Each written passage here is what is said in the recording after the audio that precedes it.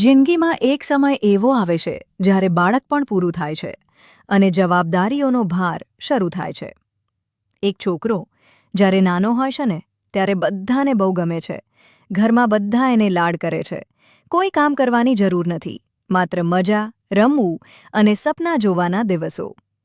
પણ જેમ જેમ ઉંમર 18 વર્ષની થાય છે, બધી વસ્તુઓ ધીમે ધીમે બદલાતી જાય છે. હવે એ જ છોકરો ઘરમાં લોકોની નજરમાં મોટો બની જાય છે અને એ સાથે જ અપેક્ષાઓ પણ વધી જાય છે.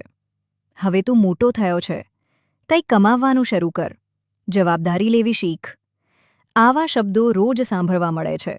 જે ઘરમાં પહેલાં લાડ મળતા હતા, એ જ ઘરમાં હવે તુલના થવા લાગે છે. ફલાણાનો દીકરો તો આવું કરે છે, તું શું કરી રહ્યો છે? આ શબ્દો હૃદયને અંદરથી તોડી નાખે છે.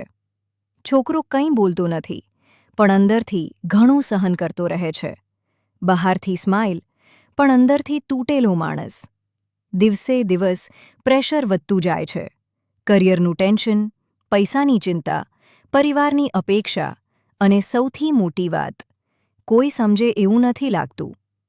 એક સમય એવો આવે છે જ્યારે છોકરો એકલો પડી જાય છે.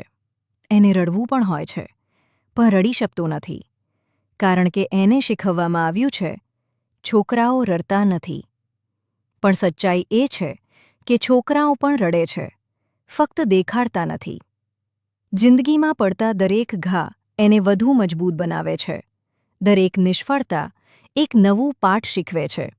અને એક દિવસ એ જ છોકરો સફળ બનીને ઊભો રહે છે.